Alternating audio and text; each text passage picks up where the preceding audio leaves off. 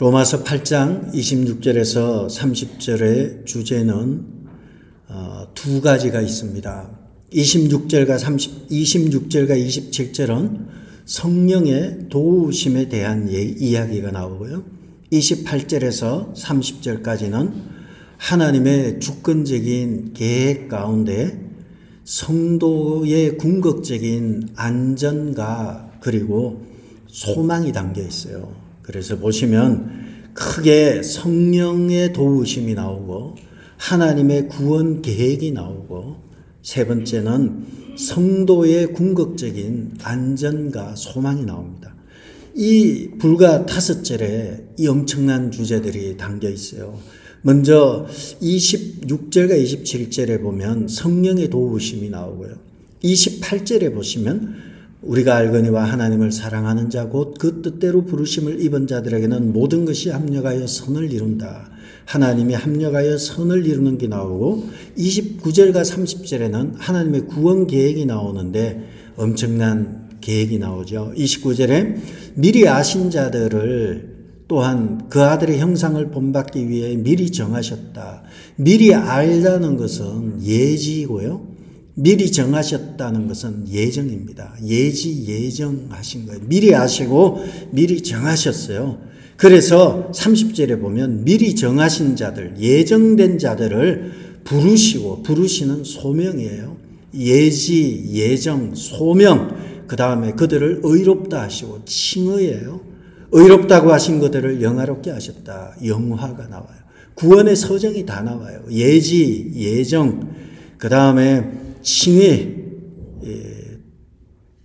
그 다음 소명이 나오죠. 소명, 칭의, 영화가 나옵니다. 이러한 구원의 서정이 이렇게 다 나오는 큰 주제가 바로 우리가 읽고 있는 26절에서 30절입니다. 오늘은 그 중에서 26절과 27절 성령의 도우심에 대해서 보려고 합니다. 26절과 27절 성령께서 우리의 연약함을 도우신다는 이 본문으로 함께 은혜를 받겠습니다. 성경은 한결같이 사람이 약하다는 것을 알려주고 있습니다. 아무리 믿음이 좋아도 인간으로서의 연약함을 벗어나지 못하는 것이 우리의 모습이에요. 한때는 불이 붙어서 뜨겁게 막 그냥 산에 산기도 갔다 와서 뜨겁게 외치지만 쓰러지는 것은 한순간입니다. 잘난 척 하는 것도 잘난 척 하는 순간 그만 쓰러져 버려요. 은혜 받았다고 들뜬 신앙은 위태로운 거예요. 성경을 읽고 은혜 받고 말씀을 대할 때는 대단해 보이지만 한순간 좌절하고 낭망하는 일이 허다합니다. 성경에 보면 선지자의 원류가 나와요. 선지자의 원류가 나오고 선지자의 그 대표성, 선지자를 대표할 수 있는 분이 엘리야 선지자입니다. 엘리야 선지자는 참으로 대단해서 절대 권력자인 아합 왕의 면전에서 감히 외칩니다. 내 말이 없으면 수년 동안 비도 이슬도 있지 아니할 것입니다. 엘리야 선지자는 아합 왕 앞에서 가뭄을 선언하고 가뭄을 예언하였습니다. 엘리야의 말대로 3년 6개월 동안 이스라엘 온 땅에 비가 오지 아니하고 이스라엘의 수도 사마리아는 거의 3년 6개월 가뭄으로 인해서 완전히 초토화되어 버렸습니다. 이때에 엘리야가 아합에게 도전장을 보낸 거죠. 갈멜산에서 우리 만나자 해서 갈멜산에서 바알의 선지자 450명과 아세라 선지자 400명 포함해서 850대 1로 비가 오게 해달라고 기도하기 시작하는 거죠. 거짓 선지자들은 막 기도를 하는데 비가 오게 해달라고 연부를 외우고 주문을 외우고 막 흥분을 하는 거예요. 여러분, 기도가 흥분하면 안 돼요. 기도는 차분해야 돼요. 흥분하게 되면 기도가 흥분하게 되니까 몸에 상처를 내고 피를 흘리면서 이래도 안 들어주실 것입니까? 하나님, 내가 지금 죽을 지경입니다 하고 막 피를 흘리면서 바알과 아세라 선지자들이 피를 흘리면서 기도하지만 그들의 기도는 응답되지 않습니다. 이때에 엘리야 선지자는 얼굴을 무릎 사이에 대고 간절하게 기도하였을 때 저 멀리서 조그마한 구름이 오기 시작하고요. 그것이 점차점차 커지다가 큰 비가 쏟아지게 됩니다. 그리고 나서 바알과 아세라 선지자 850명을 잡아서 전부 다 죽이고 전적으로 하나님의 종, 하나님의 선지자 엘리야의 승리로 이것은 끝나게 됩니다. 그런데 아합의 처 이세벨이 엘리야 선지자를 죽이겠다고 협박하게 됩니다. 이에 엘리야 선지자는 사악한 이세벨의 생명의 위협 앞에서 도망치기 시작합니다. 겁을 잔뜩 먹은 엘리야는 브엘세바로 도망치고 브엘세바에서 광야로 도망치고 광야에서 하룻길을 가서 로뎀나무 아래에서 내가 열심히 주를 위해서 열심히 했는데 내 모습이 이렇습니다 하고 그곳에서 어떻게 보면 무너져 버립니다. 한순간 850대 1로 싸워서 이겼던 대단한 엘리야였지만 지금은 하나님 앞에서 내 생명을 이제 그만 거둬달라고 할 정도로 초라한 모습으로 바뀝니다. 이것이 인간이에요. 그래서 현대 정신의학으로 보면 엘리야는 우울증을 앓았다고 보는 거예요. 이 우울증이 이런 건가 봐요. 디프레션 되는 거예요. 그렇게 뜨거웠지만 위협 앞에서는 완전히 짜그라드는 이것이 우리의 위대한 선지자 엘리야의 모습이었습니다. 우리도 마찬가지입니다. 한순간 은혜 받았다고 눈물 흘리고 막 난리 나지만 잠시 위협 앞에서는 침체에 빠지게 됩니다. 그것이 우리의 모습입니다. 저 사람이 왜 저럴까 그래서 안 돼요. 왜냐하면 우리는 가끔 쓰러지고 자빠지고 그리고 넘어지는 것이 일상이 우리의 모습이에요. 그래서 우리 교회 성도들끼리 그런 일이 있을 때는 저렇게 주저앉을 때는 도와줘야 돼요. 일어설 수 있도록 도와줘야 합니다. 왜냐하면 우리는 연약하기 때문에 내가 오늘 쓰러지고 내일은 옆 사람이 쓰러지고 내일은 내가 일어서고 내가 일어섰다고 해서 옆 사람이 쓰러진 걸 비난해서 안 돼요. 모두가 다 서로가 연약한 존재임을 알고 서로가 불쌍히 여기고 위로해 주어야 합니다. 저 사람이 왜 저럴까 이래서 안 돼요. 그것이 우리의 모습이기 때문입니다. 인간은 성경의 어느 인간을 보아도 정상적으로 끝까지 좋았던 사람은 거의 없어요. 다 쓰러지고 넘어지고 자빠지면서 일어서 가는 것입니다. 인간의 연약함, 이것에 대해서 26절에 이와 같이 성령도 우리의 연약함을 도우시나니. 우리의 연약함은 무엇일까요? 여러분 26절에서 연약함은 무엇일까요?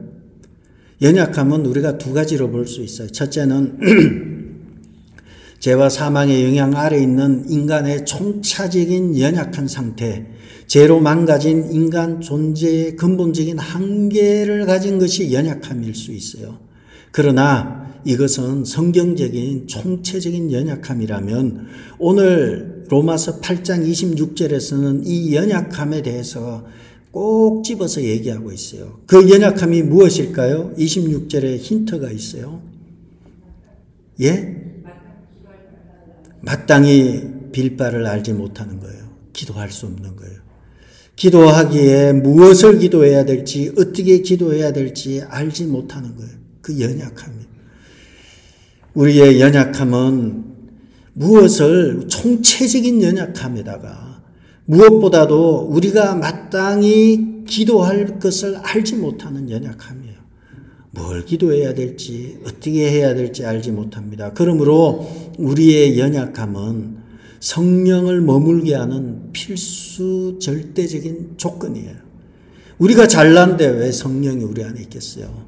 우리가 연약하니까 성령이 말할 수 없는 탄식으로 우리를 위해서 친히 간구하신다는 거예요. 연약함을 탄식하고 푸념할 것이 아니라 내가 연약하니까 성령이 오셔서 나의 연약함을 돕고 계시는구나. 그러므로 우리가 약한 것이 나쁜 것 아니에요. 우리가 무능하고 약한 것을 인정하는 것이 중요합니다. 잘났다고 하면 안 돼요. 로마서 고린도후서 12장 9절에 보면 바울이 이렇게 말합니다. 나에게 이르시기를 내 은혜가 너에게 족하도다. 이는 내 능력이 약한 데서 온전하여 짐이니라. 내 능력이 약하니까 성령이 도와주시는 거예요. 내가 잘났다고 하면 누가 돕겠어요? 그러므로 도리어 크게 기뻐함으로, 왜 기뻐하나요? 내가 약하니까. 내 능력이 약하니까 온전하여지고 내 능력이 약하니까 크게 기뻐하는데 나의 여러 약한 것들에 대해서 자랑한다는 거예요. 연약한 것을 자랑한다는 거예요. 왜냐하면 그리스도의 능력이 내게 머물게 하려 함이라. 그리스도의 능력이 내게 머무는 것은 내가 약하기 때문에 그렇다는 거예요. 그러므로 은혜를 누리는 사람은 내가 약하다는 걸 인정해야 돼요. 잘났다 그러고 자기가 성경을 다 아는 것처럼 그러고 자기가 재판장인 것처럼 판단하고 정죄하고 저 사람은 저 성도는 왜 저럴까? 굉장히 교만한 거예요. 우린 금방 또 그 다음은 내가 쓰러질 차례예요. 내가 지금 섰다고 선 게 아니에요. 선 줄로 생각하는 자는 넘어질까 조심해야 되는 것입니다. 연약하기 때문에 연약함이 기도다. 연약함을 도우시나니 우리가 마땅히 빌 바를 알지 못하는 것이 연약함이에요. 그런데 왜 이 우리의 연약함을 바울은 기도로 보았을까요? 왜 바울은 우리의 연약함을 도우시는데 그 연약함이 기도라고 말할까요? 바울은 왜 기도라고 말했을까요? 왜냐하면 기도가 우리가 연약할 때 제일 영향받는 것이 기도예요. 기도의 문이 닫혀버리기 때문에 그렇습니다. 화가 나도 열받아도 분이 나도 조금만 긴장이 풀리면 제일 먼저 영향을 받는 것이 기도예요. 기도의 문이 닫히는 거예요. 기도할 것이 없어져 버리고요. 기도하고 싶은 마음도 없어져 버리고 말씀을 읽고 싶은 마음도 기도하고 싶은 마음도 싹 사라져버리고 싸늘하게 만드는 것이 바로 기도입니다. 그렇기 때문에 우리의 약함의 대표적인 것 중에 하나는 바로 기도의 문이 닫히는 거예요.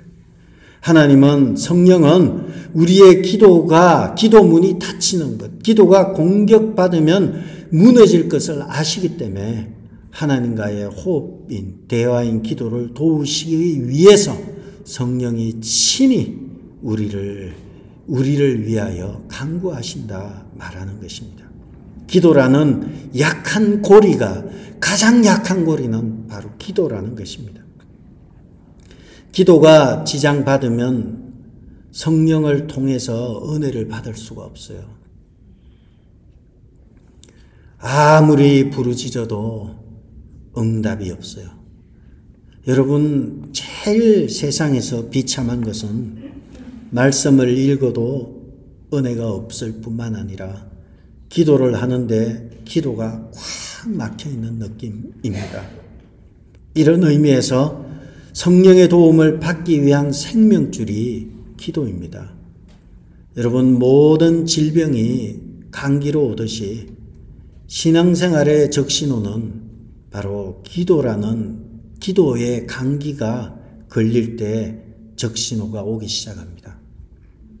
싸늘해져 버리고 그래서 기도를 하지 않죠. 그래서 성령께서 하시는 것은 마땅히 우리가 빌 바를 알지 못하지만 성령이 친히 우리를 위해서 기도하시는 거예요. 간구하시는 거예요. 기도의 문이 열리도록 마땅히 빌 바를 알게 하기 위해서 우리에게 깨닫게 하시는 것입니다. 그렇다면 성령이 우리의 기도를 어떻게 돕습니까?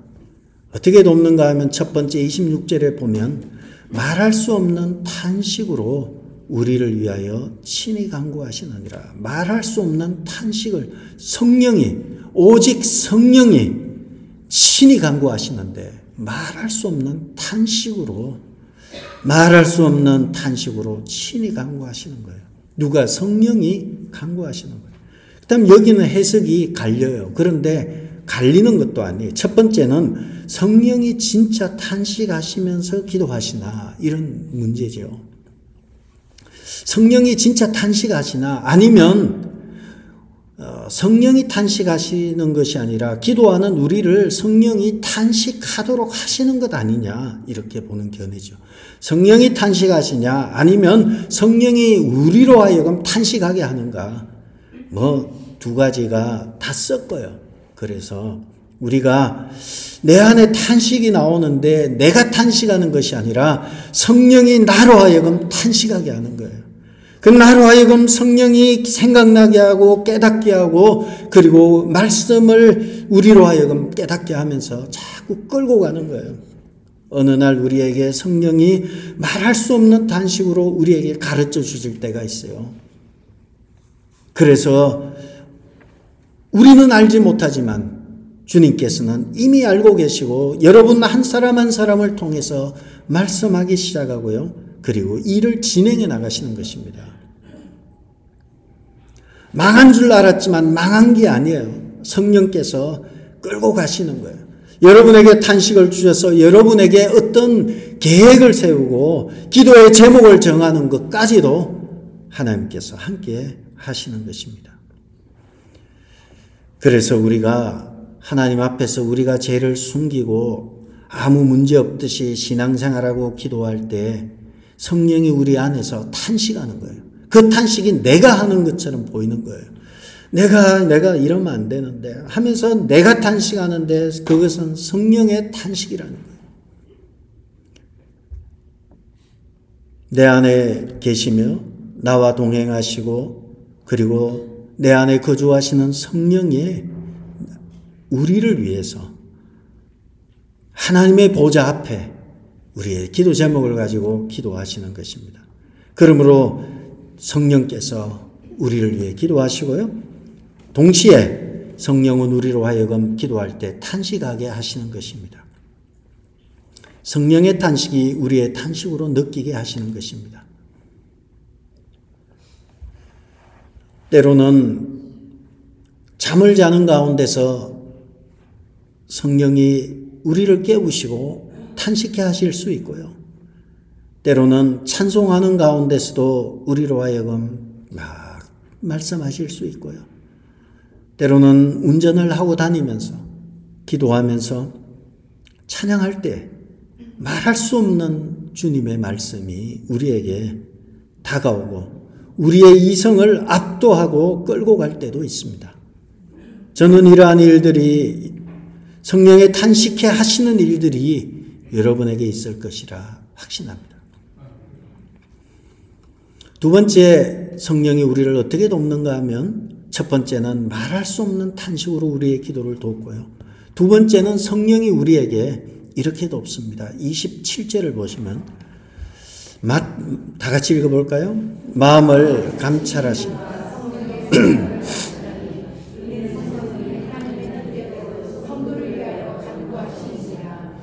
성령이 누구의 뜻대로요?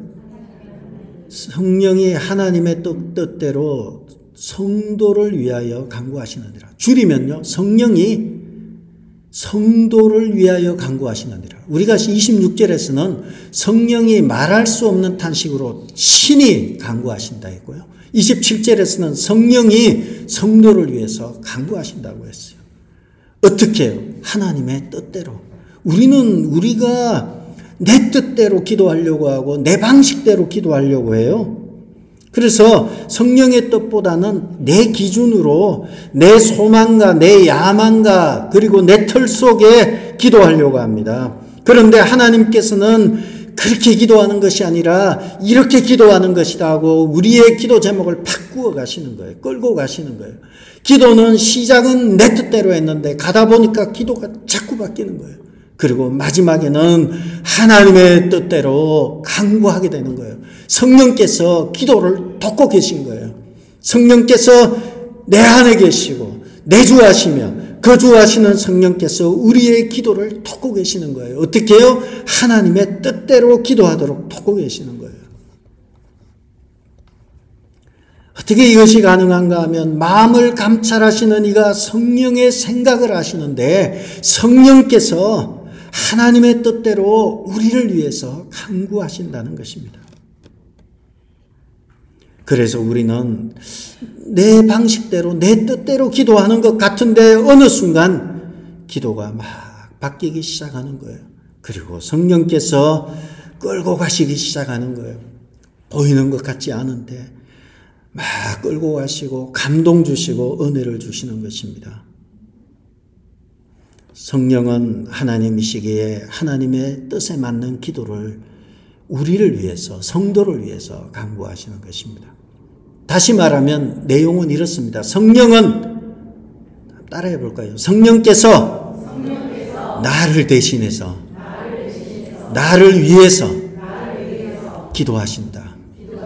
성령이 나를 위해서 하나님의 뜻대로 기도하시는 거예요. 내 꿈과 내 야망을 위해서 한 것 같은데 어느 순간 내 기도를 간섭하시고 끌고 가시는 것입니다. 하나님의 뜻을 모르고 자기 기도를 할 때는 하나님께서 그 기도의 방향까지도 바꾸어 가시는 것입니다. 우리는 하나님의 뜻을 찾기 어려울 때 있습니다. 하나님의 뜻을 모르고 기도할 때도 있어요. 그렇지만 걱정하지 마시기 바랍니다. 하나님 앞에 계속해서 매달리시기 바랍니다. 그러면 모르지만 우리는 하나님의 뜻을 모르지만 하나님께서 우리를 끌고 가시는 것입니다. 분명한 것은 알아요. 하나님이 어떻게 끌고 갈지는 몰라요. 그러나 분명한 것은 알아요. 우리는 이미 보았듯이 그는 선하시며 그 인자하심이 영원함이로다. 여호와로라 그는 자비롭고 은혜롭고 노하기를 더디하시며 인자와 진실이 많은 하나님이라. 그분은 여호와께 감사하라. 그는 인자와 진실이 무궁하신 하나님이다. 분명한 것은 알고 있어요. 모르면 계속해서 나아가면 내 안에 계신 성령께서 우리의 기도를 도우실 것입니다. 하나님의 뜻에 따른 간구를 하는 것이 바로 하나님의 뜻대로 성도를 위해 간구하신다. 이렇게 말씀하시는 것입니다. 결론입니다. 우리가 연약하기 때문에 성령께서 우리의 기도를 돕습니다. 어떻게 돕습니까? 말할 수 없는 탄식으로 돕고요. 또 나를 대신해서, 나를 위해서, 우리를 위해서 하나님의 뜻대로 누가요? 성령이 어떻게 해요? 친히 간구하시는 거예요. 26절에 말할 수 없는 탄식으로 친히 간구하시고요. 26절에 우리를 위해서 하나님의 뜻대로 간구하시는 거예요. 누가요? 성령이 우리를 위해서 하나님의 뜻대로 친히 간구하시는 것입니다. 하나님은 말씀을 통해서 우리의 마음의 눈을 열게 하시고 말씀을 통해서 하나님의 뜻을 분별하게 하십니다. 성령은 불완전한 기도를 할지라도 우리의 기도를 돕고 있습니다. 우리를 위해서 기도를 돕고 있습니다. 그러므로 우리는 한시도 떠나지 않고 나와 함께 하시는 성령을 주신 하나님을 찬양해야 하는 것입니다. 절망에서도 나와 함께 하시고 골방에서도 나와 함께 하시고 무릎도 나와 함께 꾸시고 그곳에서 무릎도 나와 함께 꾸시고 나와 함께 동행하시는 그 하나님, 나와 함께 기뻐하며 나와 함께 찬양하는 그 성령을 근심되게 하지 말아야 하는 것입니다. 우리는 마땅히 빌 바를 알지 못하지만 성령께서 말할 수 없는 탄식으로 우리를 위해서 친히 간구하시고 하나님의 뜻대로 우리를 위해서 또한 간구하시는 것입니다. 비록 우리가 불완전하고 우리의 기도가 불완전하다 할지라도 성령께서 가장 선한 하나님의 뜻이 우리의 삶에 이루어지도록 계속해서 끌고 가실 것입니다. 그렇다면 우리는 어떻게 해야 될까요? 두 번째, 하나님이 그렇다면 우리는 어떻게 해야 될까요? 우리는 우리의 연약함을 인정하고 긍휼을 구해야 합니다. 우리는 우리의 약함을 고백해야 합니다.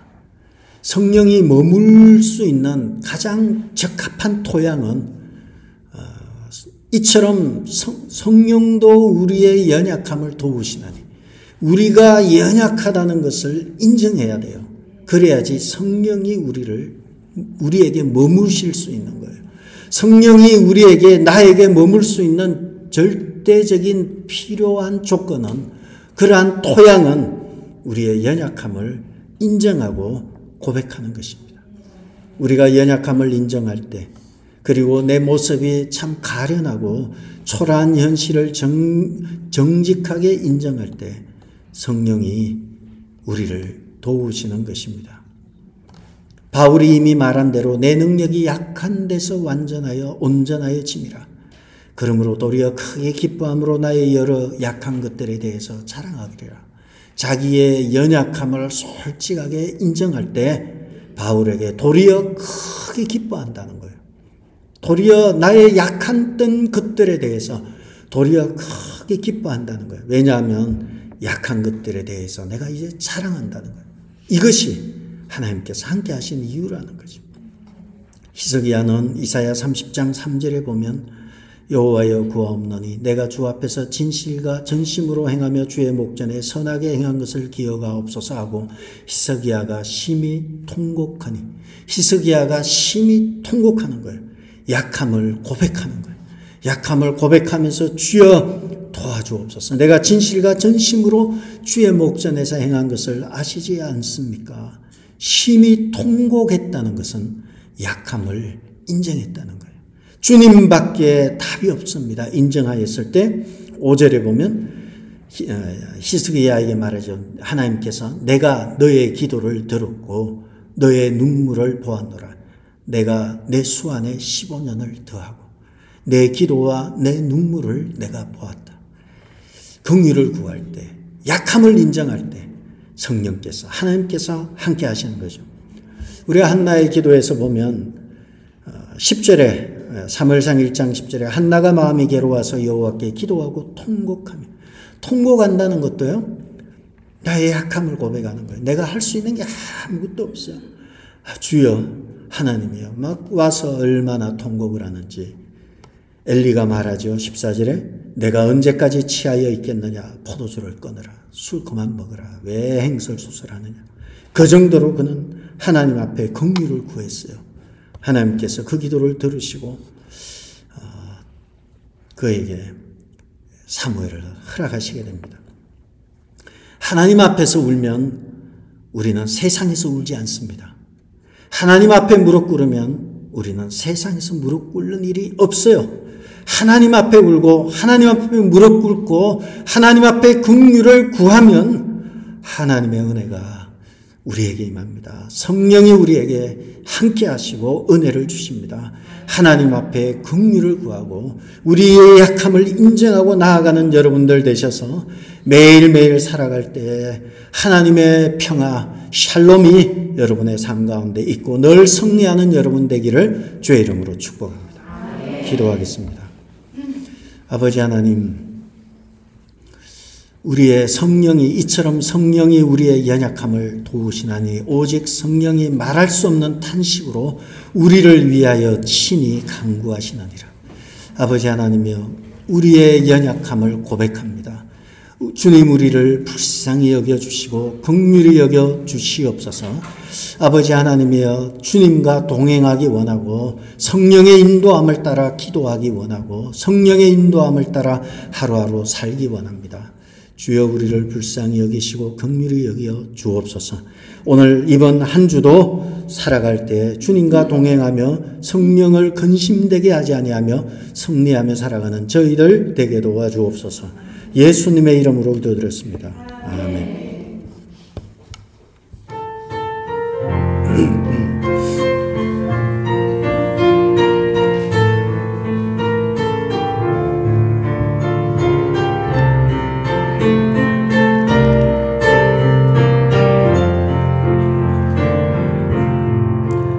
당신이 지쳐서 기도할 수 없고